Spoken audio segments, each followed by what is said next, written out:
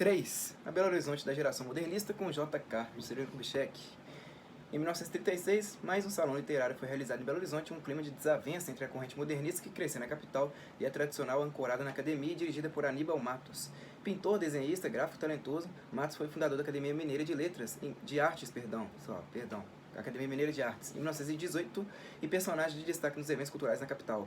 Coordenava os salões literários e culturais que se transformaram em tradição na cidade e foi um dos integrantes da fundação da Escola de Arquitetura em 1930 na capital, a primeira na América Latina com curso próprio e separada das escolas politécnicas e de belas artes que formavam os arquitetos. A fundação da instituição abriu caminho para questionamentos até então consagrados aos conceitos sobre a arquitetura, de modo destacado sobre o padrão das edificações da cidade e a incorporação de novas visões sobre projetos e materiais a serem utilizados seguindo os movimentos dos modernistas no domínio da arquitetura. O Salão de 1936 na cidade, realizado no Bar Brasil, no interior do Cine Brasil, edificação inaugurada em 1932 com presença relevante de artistas, pintores, desenhistas e serigrafistas, foi denominado de Salão Modernista e contou com a presença de 93 trabalhos com premiações estabelecidas e tendo trabalhos polêmicos como os de desenhos apresentados por Fernando Pieruccetti, que remetiam a temas sociais como moradores de rua na cidade, e obras de pintura como de Delpino Júnior. Foi um evento que resultou nas próximas edições em trabalhos com maior presença de artistas e que passou a incorporar uma maior audiência pública. No Salão de 1936, talentos modernistas na capital já apresentavam suas obras, incluindo os nomes de desenhistas como Aurélia Rubião, Monzan, Érico de Paula, a belga radicada em Minas, com esculturas de Jeanne Milde e arquitetos que abriam novos conceitos como Hard Filho. Na arquitetura na capital, o movimento era de contestação ao estilo predominante dos belos trabalhos do arquiteto italiano Raffaello Berti, radicado em Belo Horizonte e com um vasto conjunto de projetos executados em Minas Gerais e fora dos domínios do estado. Berti foi influenciado pelo arquiteto holandês J.J. Oude, que valorizava os ornamentos das construções como forma de equilíbrio com os próprios recursos estruturais do projeto. Berti 2000. Berti M. Raffaello Berti, arquiteto Belo Horizonte AP Cultural 2000. O que, por sua vez, causava um conflito textual discursivo com a definição do estilo de Berti, está situado no domínio do movimento modernista, como compreendia a vanguarda recém-chegada ao universo da arquitetura. Em 1939, Mário de Andrade chegava a Belo Horizonte para realizar conferências literárias e foi recepcionado na estação ferroviária por Ciro dos Anjos, então diretor da imprensa oficial, Guilhermino César, J. Carlos Lisboa, representando o prefeito da capital, João Alfonso, Wilson Castelo Branco, representando o diretor-geral dos estudantes, e pelo professor Pedro de Castro, do Conservatório Mineiro de Música, acompanhados por jornalistas, estudantes e escritores do movimento modernista mineiro. Nessa estadia, João Etienne Filho reportou que a chegada de Mário foi uma festa e que os jovens escritores estavam na cidade o tempo todo com ele e que o bar do Grande Hotel era o ponto diário de encontro. Em entrevista para o jornal Folha de Minas, Mário perguntou se ainda se passeava de carro nos cemitérios de BH. Murilo Rubião, ao publicar a crônica Mário de Andrade Minas e os Mineiros, afirmou que infelizmente, o modernismo no Brasil coincidiu com uma época de incultura geral, e desse movimento que tanto bem fez a nossa literatura, poucos nomes ficaram ao lado desses grandes espíritos que são Mário de Andrade, Manuel Bandeira e Carlos Drummond de Andrade. Mário tem um carinho especial e antigo por Minas e pelos seus intelectuais. É a terceira vez que vem aqui. Souza Smith, página 75, 1997. Souza M.E. Smith, P. Mário de Andrade, Carta aos Mineiros, Belo Horizonte, ed. UFMG, 1997. Mário de Andrade tinha então acabado uma obra de poemas intitulada Gran Cão do Outubro, que, dentre outros, continha o poema Luar do Rio, Manfia D. P. 311. Manfia D. Mário de Andrade, Poesias Completas, Belo Horizonte, ed. Itatiaia, 2005. Olha o balão subindo, mas quem foi o louco varrido que em novembro se lembrou de o soltar? É o luar, é o luar. E as casas, olha os arranha-céus, parece que estão se movendo, com tantas janelas a chamar, e este céu cor de cinza, e este mar cor de prata, e o Cristo do Corcovado, olha, parece um palhaço, parece um filósofo, parece até Cristo mesmo erguido no altar.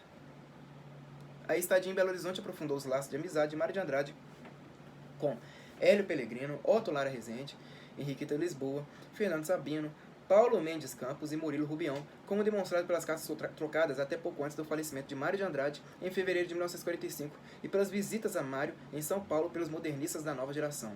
Dentre elas está a carta a Fernando Sabino, Souza Schmidt, página 133, 1997, de janeiro de 1943, na qual Mário afirma que falar dos mineiros corresponde à sua adoração pelos mineiros, a maneira de sensibilidade dos mineiros e a qualidade intelectual derivada disso. Diz não ter dúvida que os mineiros são as inteligências mais sensíveis e também mais completas do Brasil, mas que daí deriva uma consciência que não é a mais exatamente lógica, mas excessiva, uma clara evidência que não é a mais dinâmica, mas séptica, e tendendo para a inatividade e o esconderijo. A nova geração dos modernistas construiu uma obra literária de crônicas no jornalismo e uma participação na política portentosa. Hélio Pellegrino, psicanalista, dedicou grande contribuição às lutas pela democracia no Brasil, enfrentando o Estado Novo de Getúlio Vargas e a ditadura militar. Otto Lara Rezende, professor, além de adido cultural brasileiro em Bruxelas e membro da Academia Brasileira de Letras, teve participação destacada nos principais veículos da mídia nacional, mesma trajetória seguida por Paulo Mendes Campos, considerado então os melhores cronistas do Brasil, e Fernando Sabino, que, ao lado da obra literária, foi articulista de grandes jornais na imprensa brasileira. A década de 40 abriu com a entrada de JK na prefeitura da capital mineira. A Rua da Bahia continuava sendo ponto de encontro dos modernistas ao lado da Praça da Liberdade e das caminhadas pelo viaduto Santa Teresa, que integrava a floresta e parcela da zona leste ao centro. As escritoras se faziam também presentes, como Vanessa Neto, prima do grande romancista natural de Curvelo, Lúcio Cardoso, e a maranhense Lúcia Teixeira. No ano de 1940, como prefeito, Juscelino conheceu o arquiteto Oscar Niemeyer por indicação do Rodrigo de Melo Franco, dado seu desejo de construir um conjunto arquitetônico de inspiração modernista na represa da Pampulha, na periferia da capital. Foi estabelecida uma parceria, uma relação pessoal que iria mudar a concepção predominante na arquitetura brasileira. Já em janeiro de 1941, Mário de Andrade retornava para São Paulo cumprindo as funções do SFAM, dirigido por Rodrigo Melo Franco. Em abril do mesmo ano, contribuiu na orientação e no ensaio inicial de abertura da nova revista, Clima, como veículo de debates no amplo domínio cultural e dirigida pelos jovens estudantes Antônio Cândido, Décio Prado, Paulo Gomes e pelo professor Lourival Gomes Machado. Um passo inicial para o trabalho posterior no SFAM de recuperação da obra do padre, pintor e escultor jesuíno Francisco de Paula Guzmão, sobre o qual Mário alimentava a hipótese de ter sido a maior representação do barroco em solo paulista, ver Técio 2019. Juscelino, estudante de medicina em Belo Horizonte nos anos 20, teve sua primeira residência em uma república da esquina da Avenida Carandaí, com Rua Paraíba, pouco acima de onde está localizado o Instituto de Educação, antiga escola normal. Trabalhava à noite como telegrafista, função desempenhada com os colegas José Maria Alckmin, Vilas Boas e Odilon Berens. A preparação para as provas para ingressar no curso de medicina, que cursaria no período da manhã, foi realizada no curso particular Newton Peçanha, onde era colega do jovem Carlos Drummond de Andrade. Embora a faculdade de medicina ainda não desfrutasse do prestígio da faculdade de direito na capital, era uma realização nobre da comunidade médica, então liderada pelo médico Cícero Ferreira, egresso da medicina do Rio de Janeiro, tendo sido criador dos primeiros laboratórios na Santa Casa da capital. Considerado bom aluno, colega de Pedro Nava, se relacionava com os jovens modernistas, mesmo não tendo qualquer destaque no domínio cultural, e após formar em 1927, na turma que teve como orador o amigo de Lon Berens, foi trabalhar no consultório particular do médico e cunhado Júlio Soares, na Rua da Bahia, na capital. Entretanto, sonhava em fazer um curso de especialização na Europa e vendeu o pouco que possuía. Fez um empréstimo bancário e foi para Paris realizar um curso de especialização em urologia com o professor Chevasso, não sei. CHEVASSU. Na cidade tomou contato com o ambiente cultural e foi onde conheceu o pintor Cândido Portinari, que vivia em Paris com um prêmio de viagem concedida pela Escola de Belas Artes no Brasil. Foi com Portinari que comemorou vigorosamente em Paris o triunfo da Revolução de 30. Afinal, antes de sair do Brasil, tinha votado na chapa Getúlio Vargas / João Pessoa e no amigo Pedro Aleixo, candidato a deputado federal. Bojunga 2001. Bojunga C. JK, o artista do impossível. Rio de Janeiro, Objetiva 2001. O deputado Juscelino, na vida pública, foi responsável ao lado do Rodrigo de Melo Franco, na direção do SFAM, por restaurações no patrimônio histórico e o tombamento da cidade de Diamantina. Em 14 de abril de 1940, Juscelino foi nomeado prefeito de BH por Benedito Valadares, interventor de Getúlio Vargas em Minas Gerais e projetista da cidade industrial em Belo Horizonte, o que demonstrava um novo conceito da tecnocracia mineira para o desenvolvimento do Estado, seguindo a iniciativa industrial. O prefeito JK, abrindo a cidade em obras, se associa a um conceito comum com Niemeyer, Rodrigo de Melo Franco e Gustavo Capanema, o da vinculação da cidade ao movimento modernista representado por um complexo na Pampulha, aliado à preservação do patrimônio presente na arquitetura municipal. Nascia a arquitetura de Oscar Niemeyer na Pampulha com a influência do arquiteto franco-suíço Le Corbusier, ao lado de Lúcio Costa, demonstrada na nova edificação do Ministério da Educação e Saúde no Rio de Janeiro, com Capanema no posto de ministro. Niemeyer, nascido no Rio de Janeiro, diplomado em arquitetura pela Escola Nacional de Belas Artes em 1934, iniciou seus trabalhos no escritório de Lúcio Costa, com quem projetou o pavilhão brasileiro na Feira Mundial de Nova York. Sua obra inicial de destaque, Pampulha, em Belo Horizonte, o levou a participar de outros grandes projetos, como a sede das Nações Unidas em Nova York, o Parque do Ibirapuera em São Paulo, o projeto inicial do Palácio das Artes em Belo Horizonte, a reconstrução de Berlim, na Alemanha, e a concepção do Museu de Arte Moderna de Caracas, na Venezuela. Após seu trabalho nos projetos de Brasília, considerada a cidade modernista mundial, realizou outros grandes trabalhos no Brasil e no mundo, como o Memorial JK em Brasília e o Memorial da América Latina em São Paulo. Integrante do Partido Comunista Brasileiro, se exilou em Paris.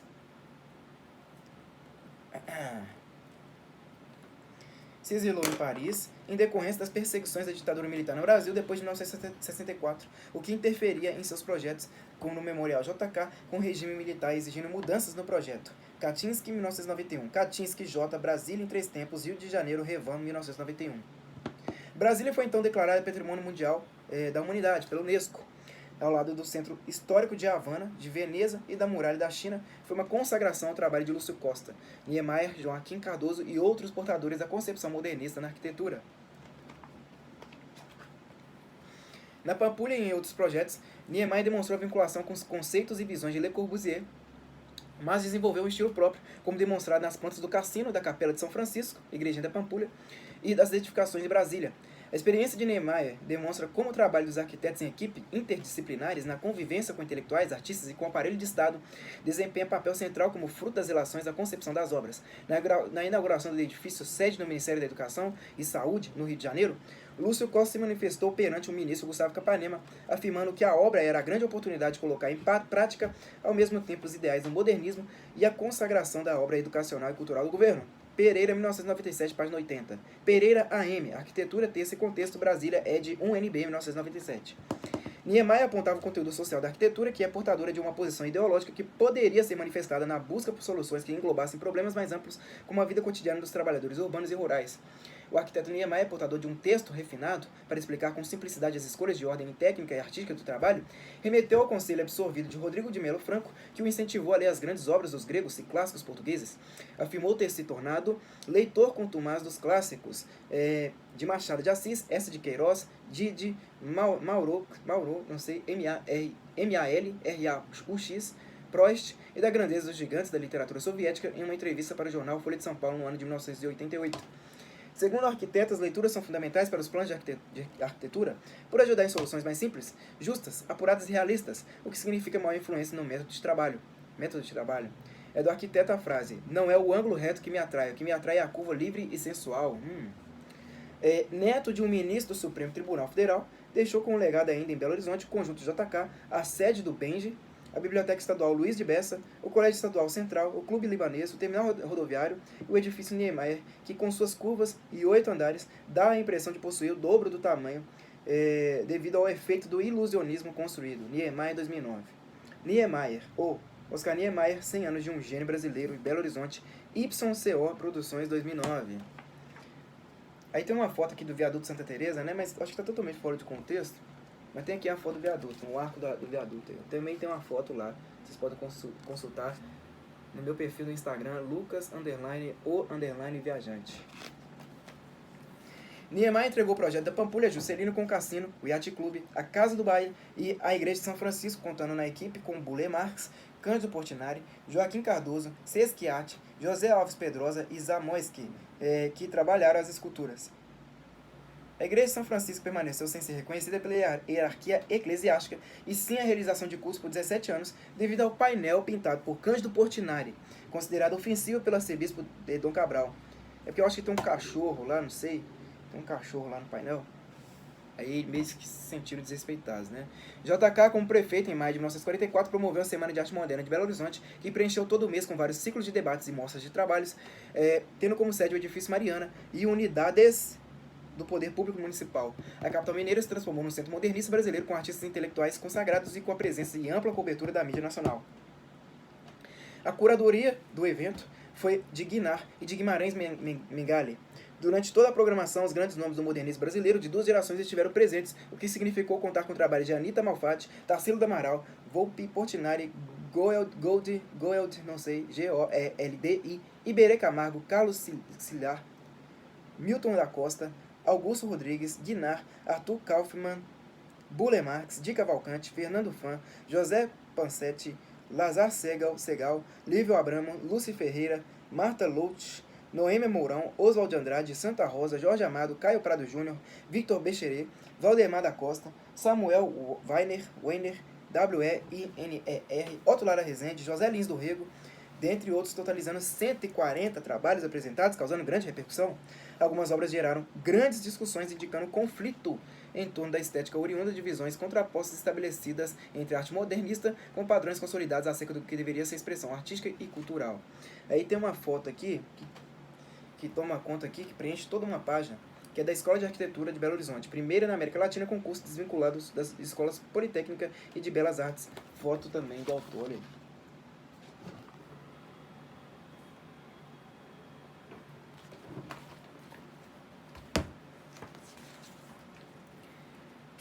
Foi o caso da obra O Galo, de Portinari, ao lado do Operários de Fábrica de Hilda Campofiorito e Mendigos de Santa Rosa, obra atacada via corte de Gillette, por um manifestante repúdio à arte degenerada.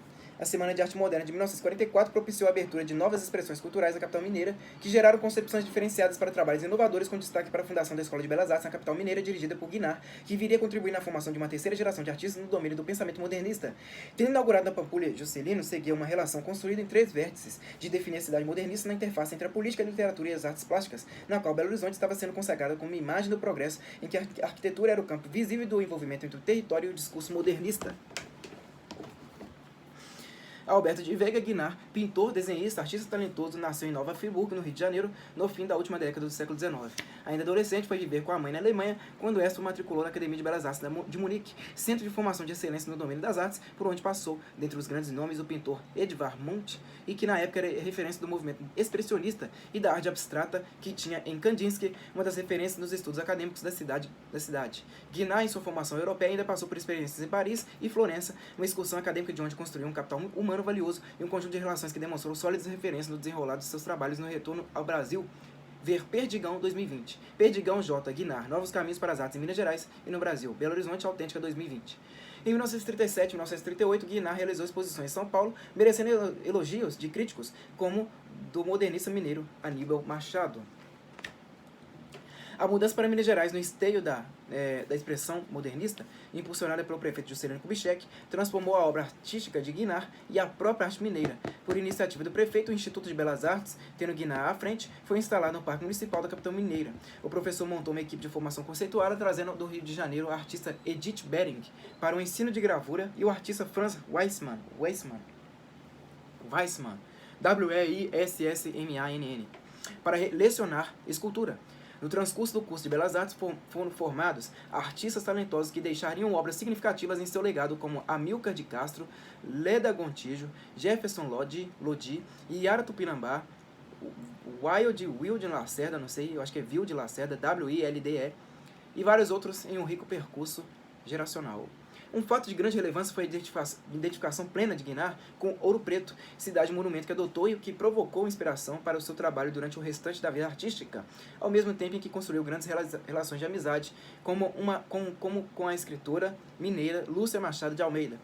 O Hotel Trófolo, na cidade mineira, era seu ponto de encontro com as personalidades do mundo cultural que chegavam à cidade, um ponto sintetizado por Carlos Drummond de Andrade no poema Estampas de Vila Rica, na obra Claro Enigma, de 1951.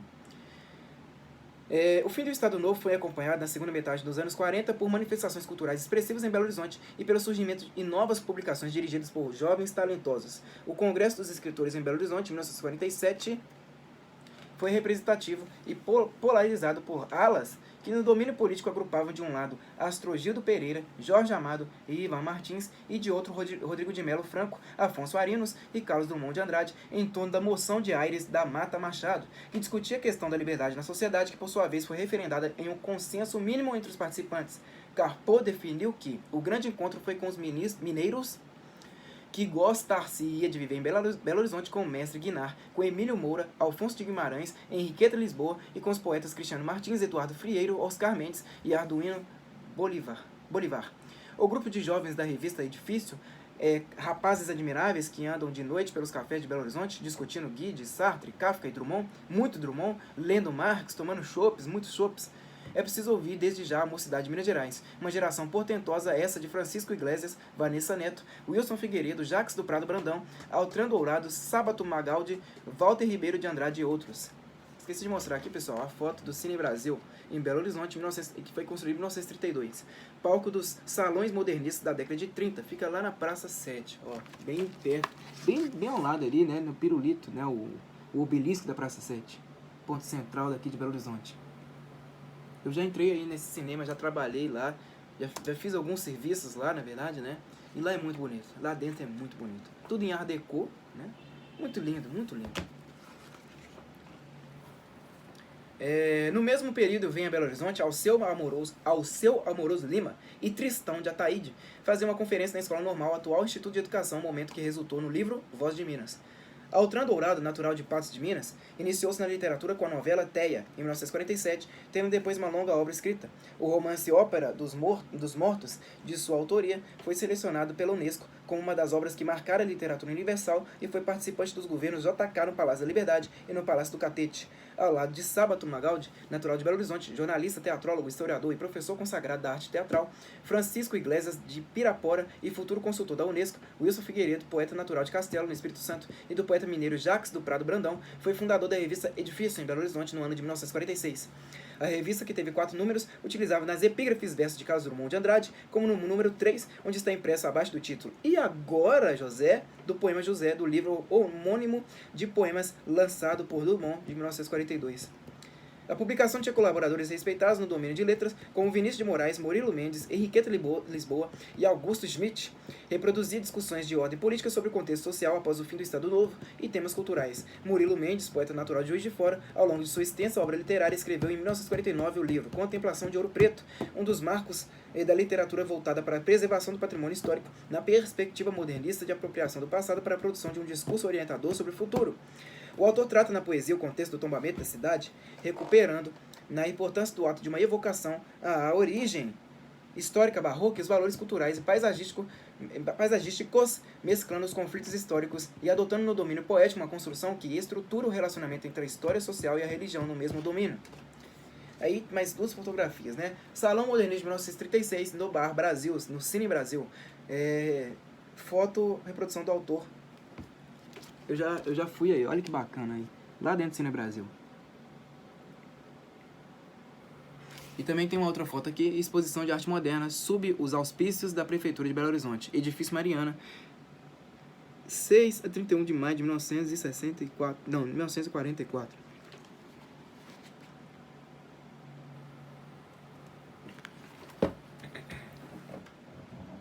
Catálogo da Semana de Arte Moderna de Belo Horizonte. Em 1944, mais de 140 trabalhos expostos pelos grandes modernistas do país. Foto do autor.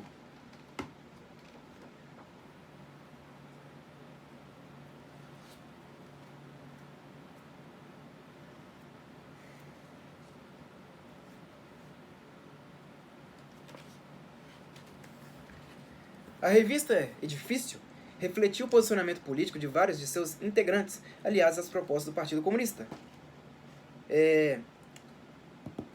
Que da pequena e acanhada redação na rua Levindo Lopes, lá na Savassi, na capital mineira, procurava expressar um compromisso com a liberdade no domínio da literatura, com o humanismo e questões de cunho social, na perspectiva de abertura a contribuições universais da literatura no gosto pelas obras de Dostoiévski e Kafka. Souza, 1998.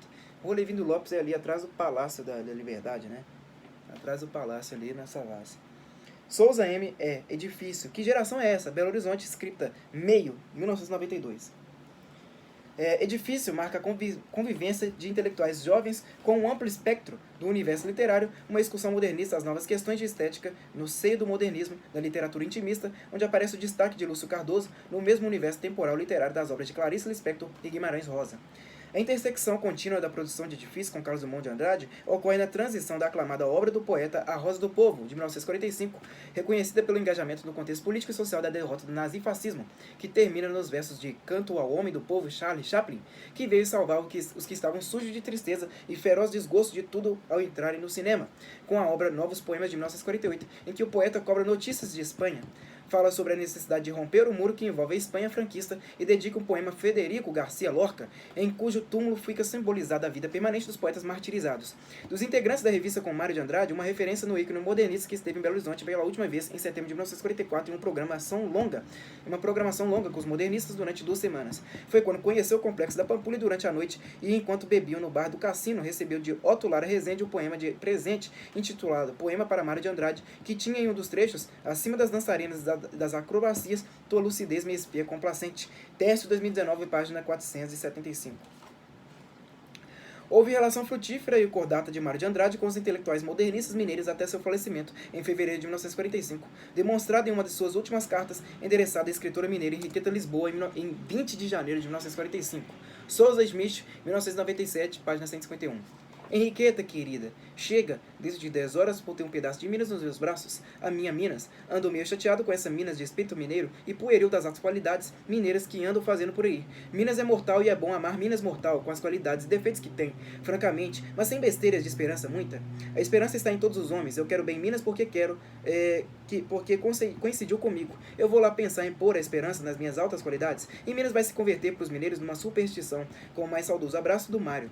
Em 1951 e 1957 são fundadas 2 revistas em Belo Horizonte, A Vocação e Tendência, nas quais estão envolvidos o escritor natural de Bambuí, Rui Mourão, o poeta belo-horizontino Afonso Ávila, o crítico literário Fábio Lucas, mineiro de Esmeraldas, e o poeta Fritz Teixeira de Sales, mineiro de Santa Luzia, nomeado no SFAM por Rodrigo de Melo Franco e depois professor de História na Universidade de Brasília. Aí tem uma fotografia aqui da arquitetura de Belo Horizonte, 1938, representando o Banco de Minas Gerais, na Rua Espírito Santo, projeto de Rafael Berti e foto do autor.